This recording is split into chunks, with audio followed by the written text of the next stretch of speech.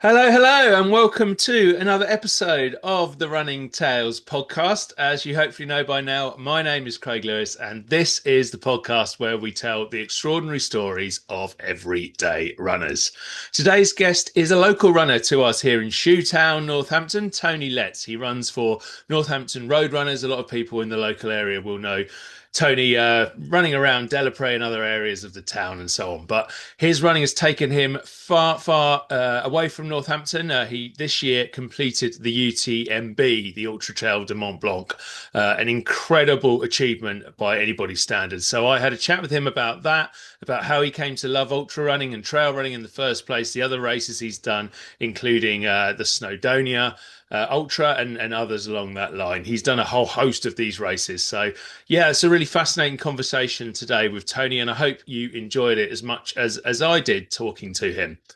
If you did, please go along and like and subscribe to Running Tales wherever you listen. It helps other people to find it. We say it all the time.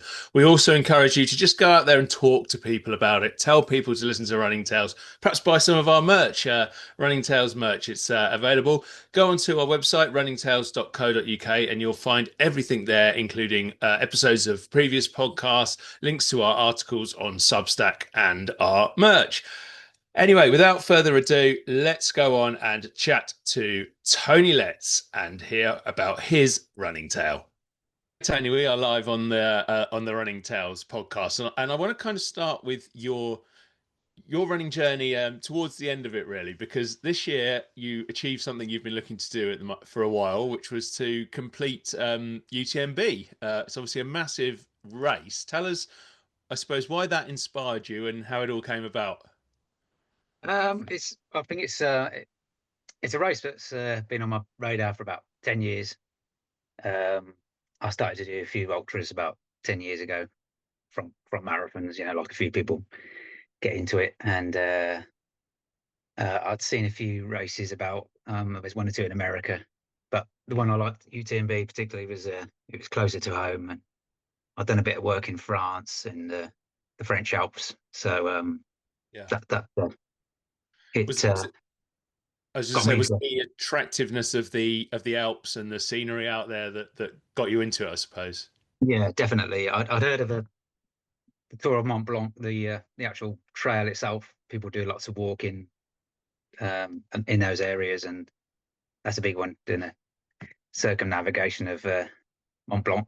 And then this race was took it another notch up, if you like. So yeah, it was on my radar, and I thought, yeah, eventually one day I'd like to do that. Yeah. I want to come back perhaps a little bit more into that when we talk about Mm.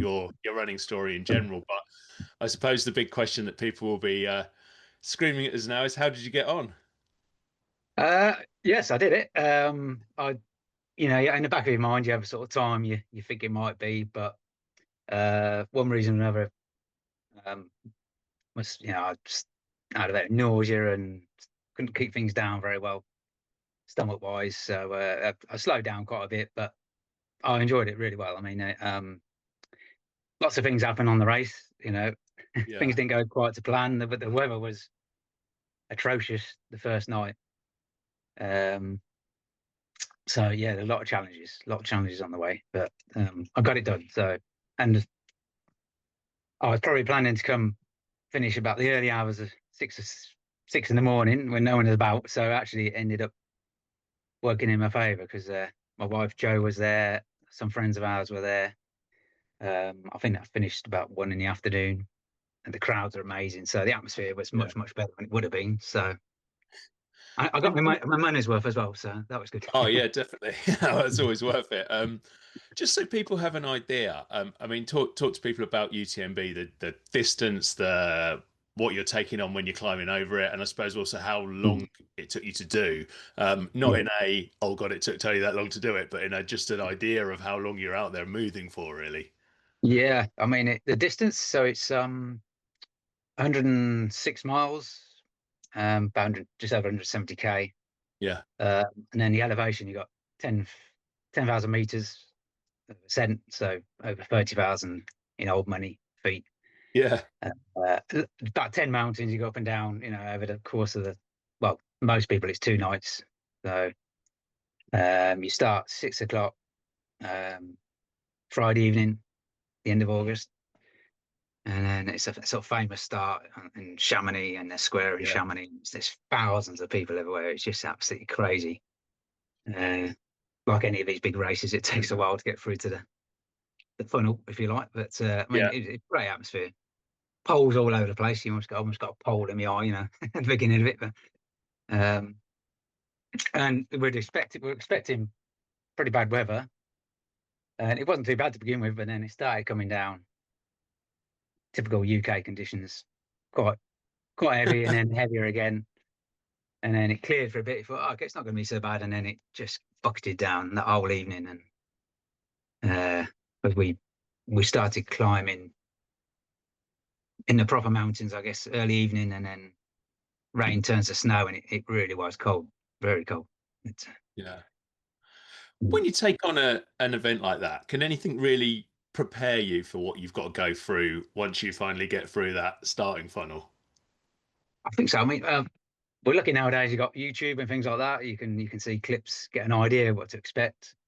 I don't know if I've done UTS races in Snowdonia, Yeah. which uses um, a way of getting in the ballot. Basically, they give you these stones, which I'll maybe talk about a bit later. Mm. So that gives you a rough idea. But of course, Snowdonia is different than the Alps in some respects.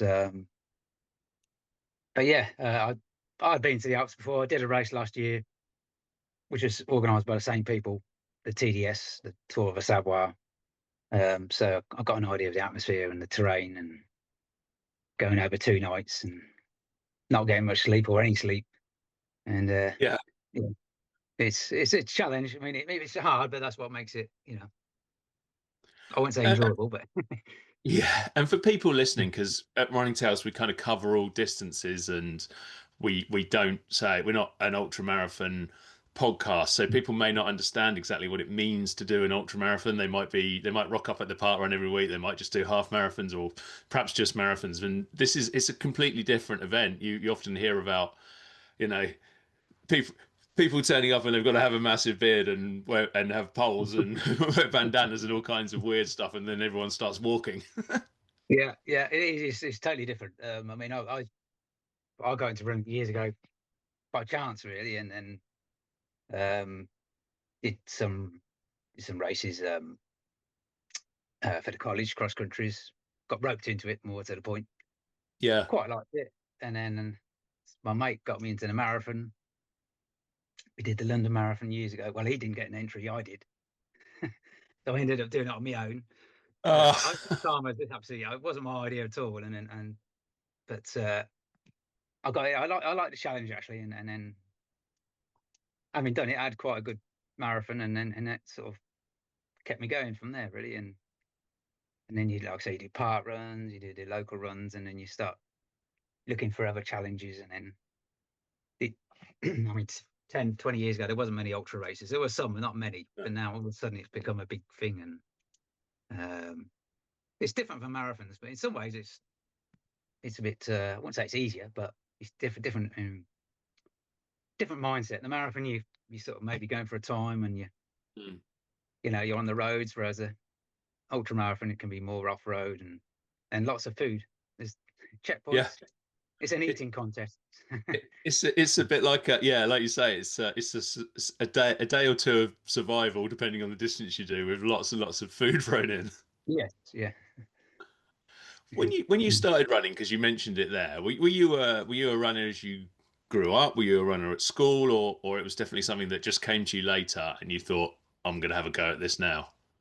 Yeah, it came to me. I did, like everybody else, cross country at school. I did okay. I was always in top half of the cross country.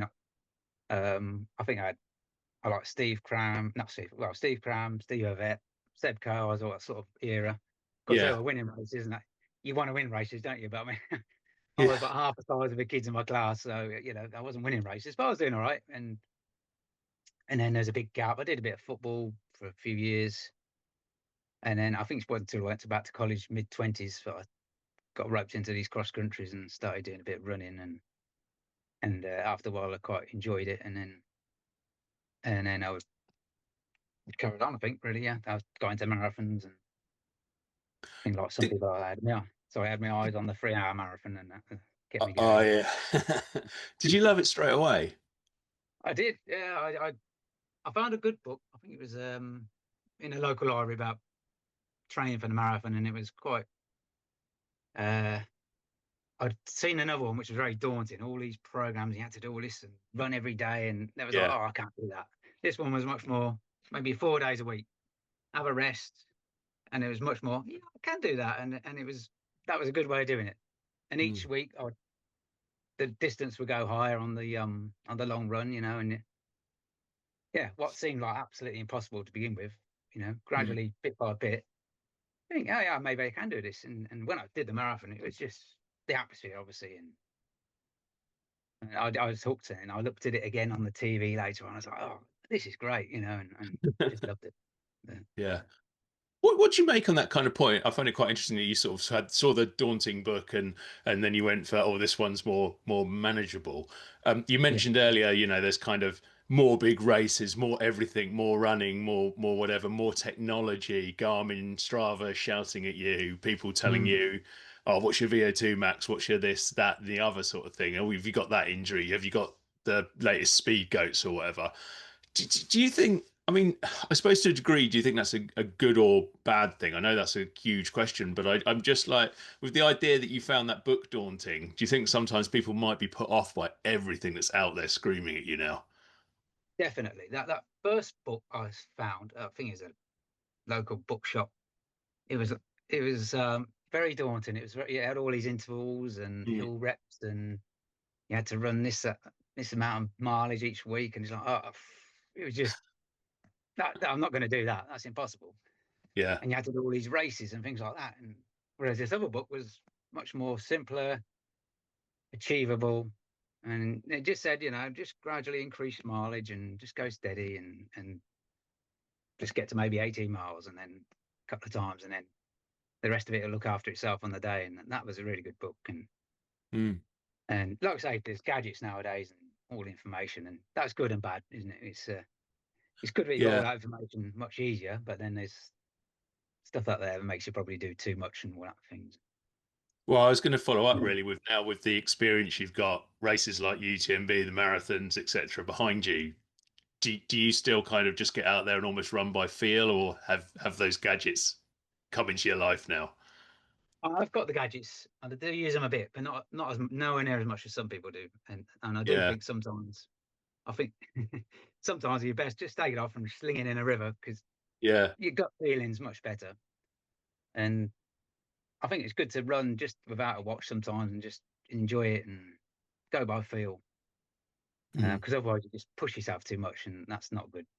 So Yeah, I do think I think probably the same as you. My feel on it is these things are useful to have, but we shouldn't be dominated on them. We all sort of joke around if it's not on Strava, it doesn't exist, and I think mm, it's it's funny or whatever. But I think some people kind of end up getting controlled by that, and that can be a slightly dangerous thing almost.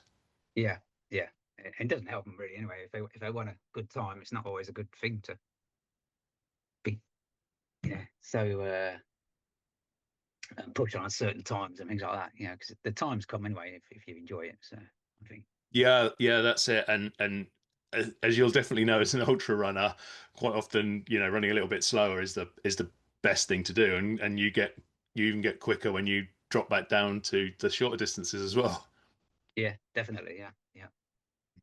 Another thing that, of course, you do, Tony, is you have become involved with one of our local running clubs here in Northampton with Northampton Road Runners. How did that all come about? So I went to college. I went to uni. So that was down in London. Came back to Northamptonshire and got stuck in a job. Really, it wasn't for me. This job wasn't for me, and I wanted something else. And uh, from a bit of travelling, um, I knew that Youth Hostels Association look for Yeah, people on and off, and I love the mountains. And a job came up at Keswick in the Lake District, and I thought, yeah, that sounds good for a summer. I'll go and do that. yeah, Um, and I hadn't been to Keswick before. Oh, it was just amazing. It was just rocking up in Keswick, the mountains, and Mm. so this is fantastic, and that was our job, and it was just on our doorstep, mountains, lakes. So yeah, it was just. So I was there for about 7 years in the lakes, and then um, family commitments came. I had problems back here in Northamptonshire, so I came back home. But obviously, I still love the mountains, and Yeah. I missed going out for walks and climbing and things like that in the lakes. So uh, that's where running came in. So sort of Yeah. 40 minutes running around here is a bit like going for a hike up in the lakes. So that's how it came about. And Yeah. uh, and then saw that Northampton Road Runners was fairly local to me. Looked a nice club, and so that's why I joined them. Yeah, and that really How helped actually. Running for another club and meeting all the people. That mm. was really really big difference. Yeah, that's what I was about to sort of ask was how much of a difference does it make to run with like-minded people, to get the encouragement and that push of I'm entering this and you're going to come along for it and just getting Yeah, everyone moving along. yeah, that's it. I met my wife through the running club as well, which is what's that? There's the extra benefits of running clubs. Yeah, that's it. Yeah, Yeah. And it's a pretty inclusive running club, isn't it? NRI, you got all sorts of different abilities and different sort of people who are running within it, haven't you? yeah, definitely. I mean, we I think it was about 30, 40 members when I joined it, and now well, about 100, well, no, 200 plus members now, and all sorts of abilities. Some people into road running, some into trail running, small distances, big distances. Pretty much half and half, male and female, which is really good as well. Um, Yeah. so it's all different ages. It's a really good, diverse club now, and very friendly. And it's sort of based in town as well. But people are doing all sorts of races each week. There's always something going on. Um, and then we have things like pub runs. We meet up for a run, and then go to the pub afterwards, or cafe afterwards, or whatever. Yeah, it's good social club. Yeah, the community in running, how important do you find that to be? Yeah, it's a big thing. I mean, both myself and Joe, my wife, we both do a lot of running. We sort of have to take it in turns going to the club night, which is on Wednesday night, because we've got 8-year-old boy Thomas. So Yeah. one of us goes, one of us stays here. But yeah, it's a big thing social wise. And there's always some friendly faces there you can meet up with afterwards in the bar and things like that. Mm. And then we end up doing these events together. Somebody comes up with some crazy idea, some crazy race somewhere, and as daft as it sounds, we all get roped into it. So Oh, 100%. Yeah. And you've spoken quite a bit about with your work, with going to Keswick, with obviously ending up running races in places like the Snowdonia and the Alps and so on, about the nature and so on. How big a thing is getting out in nature and all that kind of stuff for you when it comes to your running? big difference. Yeah, I mean, I do occasionally go on the treadmill, but I'm not a big fan of a treadmill. I mean, No. obviously it's great when it's icy and snowy and you can't get out, or Yeah. it's dark nights. But I love going out. Yeah, it's fresh air. It just clears your mind, and yeah, it's just I'm my local runs Delapre, not too far away. I just love going around there and through the woods, and it's just there's some great routes around Northampton and Northamptonshire. It's Not actually quite, yeah, I find it quite underrated in this area because I think, well, maybe people think of just the town, but the surrounding countryside is fantastic and deceptively, oh, look, it's not the Alps, but deceptively hilly, where everyone thinks it's dead flat round here and it's not. it's definitely not. No. Yeah, I used to live in Guilsborough, so that was, wherever I went running, it was up a hill at the end of it. So yeah, yeah, yeah, definitely. Right, hills. Let's talk about Snowdonia. Was that your first move into the world of ultras and so on, and or was it purely just a move to be start collecting those stones for UTMB that we talked about earlier? I think yes, it was the Stones really. Yes, that was at the time it was the only one in UK where you could get the stones. So Yeah. I knew sooner or later I'd have to do that. Yeah, and yeah, it looked a good race. I'd done 100 mile North Downs Way and Oh yeah. Yeah. 60 miler in the lakes previous to that. So I'd got some experience, and then this 100k came up in the UTS, the Snowdonia, and I thought, yeah, that'd be a good one. So I've done it 3 times now. Oh really? Oh. Yeah, yeah, it is a tough race, but Mm. it's good. It's good. Yeah. Are you almost exclusively doing those longer distances now? Is that your thing? That's your niche that's come to be what Tony Letts does? Yeah, I don't know. I mean, I've done a couple of 50Ks last year, and I That's think still that's a probably long my distance. best distance. Yeah. And when I was doing the UTMB, I was struggling at times, thinking, "Why am I doing these 100 mile races? It's 50 miles, 50k is far better, you know." And it's like, Yeah. and then the next day I sign up for another 100 mile run, so you don't learn any lessons. But But you actually enjoy them when you're out there. What is it about the really long distance that makes you think, yeah, even though at the end of the race I don't want to do another one, I'm going to sign up again? yeah, it's a challenge, isn't it? I mean, it's sometimes one night, sometimes 2 nights, and you do push yourself, and you hallucinate, and you Mm. maybe grab a sleep here and there, maybe for 20 minutes if you're lucky, and you just, and then you can feel bad 1 minute, and then an hour or two later you feel great again. You know, it's amazing. It's just, you think you've had it, and then boom, you're fine an hour or two Yeah. later, and vice versa. Of course, you feel great, and then you round the corner you feel terrible. But it's yeah, I, it I, I've heard that kind of thing before that there's so long to go that you almost can never feel settled when it's going well, but also when it's going badly, you kind of have time to recover. Like if you're 2.5K into a 5K and you start to struggle, well, you're probably done, aren't you? But it's not going to come back and be a PB. But in these long, long, long races, you can be crawling along, and then later on you're okay again.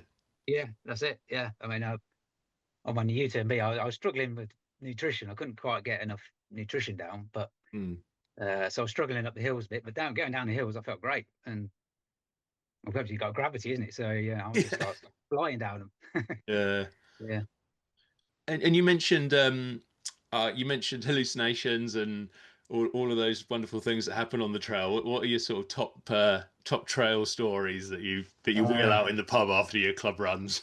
well, I mean, last year we, I think the TDS, which is about a 90 mile one in the Alps. It's a race just before the UTMB, you know, and in a way it's tougher because it's harder trails, and again you're out for 2 nights, and that second night, yeah, the first night was bad enough. The second night, you're there's bodies all over the place at the side, just sleeping, and it's just, and then you start getting tired. You think, okay, I need to. You start nearly falling over. So you think, I need to stop and have a 20 minutes.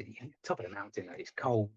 Mm. You sort of sit down like this, and you sort of try and sleep, and then you wake up and you think you see somebody there, and it's not. It's rocks and it's stones, and oh, it's just mad. And this rock was sort of moving last time I did the race as well, and you think, massive, great big rock. It wasn't moving at all, but it felt like it was moving. And just, yeah, reality and what's happening, you don't know sometimes. But Yeah, yeah. For people who've not done that before, I know you've mentioned, oh, it's the challenge, but like that, you're going to have people looking at you now going, you go out for 2 nights, you go through the night, you start hallucinating, you're feeling sick. What are you doing? Why are you doing this? that's a good question. You ask yourself for that during the race as well, you know. But I think it's just the challenge, and there's a lot of people about. I mean, you know, you meet some really nice people, Mm. and the course, this race, the course is marked by a few little strips here and there. Occasionally, you miss a few, and you think, "Have I gone the wrong way?" And then you Yeah, start panicking, and then you suddenly see one, and you think, "Oh yeah, okay, thank goodness." And but yeah, you meet some nice people, but then there is times when you're on your own, and it is a challenge. You just got to get to the next checkpoint, which is not far away, but it's Mm. probably another 2 hours, you know. And you keep pushing for that, and yeah, it's And how does it feel when you get to the end of these races, perhaps UTMB in particular? Is that just an enormous sense of pride when you reach that finish line? Yes, definitely. I knew I got to the last climb, the last penultimate climb. It looked in paper looked a bit shorter than the other ones. I thought, oh, we're nearly here now. We're nearly here, and you can feel, you can see, sense the finish. But the last climb was really, really hard, really technical. And I remember there's a couple of guys. We're all sort of together in a group. A couple of guys were coming down. We're going, how far to the top? And they're going, um, 2 kilometers, which doesn't sound much, but it's a long. When you steep climb, Yeah. that's a long way. That's not the Yeah. answer we wanted. And then about honestly 20 minutes later, there was another two guys came down. Well, like, how long? And they were looking on their phone, so they got it exact. And they said, "Oh, 2 kilometers." Absolutely, we're absolutely swear words you wouldn't believe. But anyway, and we got to the top, and then it's a straight down. And absolutely, there's people all around. There's lots of walkers, and it just felt great. And then we got into the town itself, and you're on the flat. You got about mile and a half to go, and there's Yeah. people, there's fans, supporters, and it's just, yeah, you feel great. Even though you're knackered, you find you find some energy, and you get running again, Mm. and luckily I saw Joe and our friends just near the finish line, and managed to run a bit in with them as well, and oh, it's fantastic, yeah. It's always amazing to see people somehow who've done these huge distances find that sprint finish at the end, and like you say, crawling up a hill, not so, or a mountain, not so long previously, and that little story as well about the distances reminds me of a podcast I listened to. I can't remember what it was, but I think they were talking about Rocky Raccoon, which you'll probably know as a an ultra out there in the States, and the the this one of the chat was doing it, and his wife was crewing, and there was like 5 miles left, I think, and he came absolutely struggling into this thing, and turned around and said, "Oh, I'm exhausted, but thankfully there's only 2 miles to go." And one of the crew members went to say, "There's five," and his wife Oh, just went, "Shut up! Don't tell him that, because he won't go and do that yeah, last five." I And apparently they didn't tell him, and he made it, and he finished it. yeah, oh. Yeah, getting Yeah, across that final bit. I was at one of the checkpoints, and the chap said, oh, it's only 5 kilometers to the next checkpoint, and it's all flat. Yeah. And I was like, well, I'm sure it's not, but it convinced me anyway. And then, sure enough, we after about 5 kilometers, we started climbing. I was like, I don't remember it being a climb on this. And then next thing you know, we're climbing all the way up. And obviously, he got it wrong. There had been a checkpoint, but not in this particular edition. There wasn't, and we had a long way to go. And yeah. I think marshals sometimes do it on purpose as well. You get the old, "Oh, it's all flat from here." It's like, no, Yeah. it's not, or it's relatively flat compared to the huge hill or whatever you've just gone over 5 minutes Yeah. before, but still not Well, actually flat. well, there's 3 park runs to go or something like that, but yeah. Oh yeah, well, don't get me started on that. I think marshals have nearly died for that in the past. Bless them. When you talk about like the feeling at the end of these races, does that translate back into your everyday life? Yeah, I think so. Yeah. You think about it for ages afterwards, and Hmm. it just fantastic feeling, and I think you envisage the finish line, but it's never the same, by the time you get there, you've been so through so much, so many problems, and you have to sort of Hmm. deal with problems. I lost one of my poles halfway through the race. It lent it on a bridge, and it went straight into the river. My bag zip broke, so I had to cut the safety pins to keep it together, and Oh, the torch batteries kept on running out. So I managed to find some new batteries eventually, but that was there's always something, But, yeah, yeah. but yeah, to get there is such a relief. But yeah, I think so. Do you are you one of those people who will just sign up for something straight away afterwards, or do you have that little period of this is going to be the wrong word, but almost that down period, that depression period after a big victory, where you're like a big victory in a race like that, and you're like, oh, horrible for the next 2 or 3 weeks until something else gets signed up for. Yeah, no, what I was when you're running, you think, oh, I'm not going to do one of these again, or just we'll do a smaller distance next time. And then the next day, I'm signing up for another 100-mile run. You know, it's just crazy. You soon forget. You soon Yeah, forget the quirky little things which you didn't enjoy at the time, but then you think, oh yeah, I've got to do another one. You find something else to do. There's another challenge. There's mm. always another challenge somewhere. And Yeah, definitely. How do you train for these events? How is it a case of just racking up as many miles as you can during the week? not so much. I do, but sometimes I train for a marathon as well, so it might be doing quite a bit of distance anyway. Mm. Well, I wasn't last year actually. This year rather. Um, I did a bit, maybe one or two weekends in Snowdonia, just to uh, just to get the mountain miles in. Just time on the feet in the mountains, really. Not so much distance, but it's just moving over that sort of terrain. And well, Yeah, obviously, a lot of it's walking anyway rather than running. But if you're going uphill, I usually go first thing in the morning to beat the traffic, so that makes you tired, which is kind of yeah, realistic. So yeah. yeah.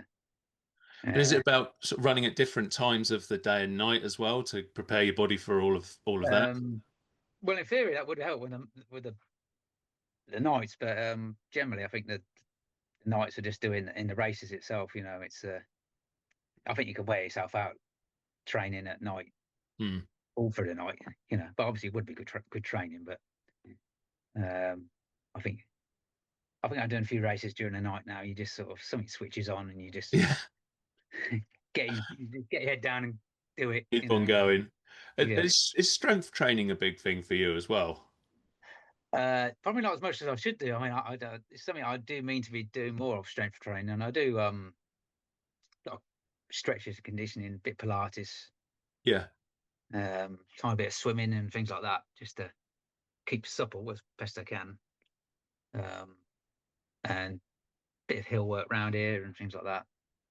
Um, but yeah, I don't go mad, but just um, enough to be able to sort of keep me going in the mountains, and but nothing beats sort of walking or training in the mountains itself. No, I mean, I yeah, think a lot of it's muscle memory. You've done it before, something done it quite a lot of times, and I think it's being able, it's technique as well as the training on it. I think yeah, if you got reasonable technique, I use the pole.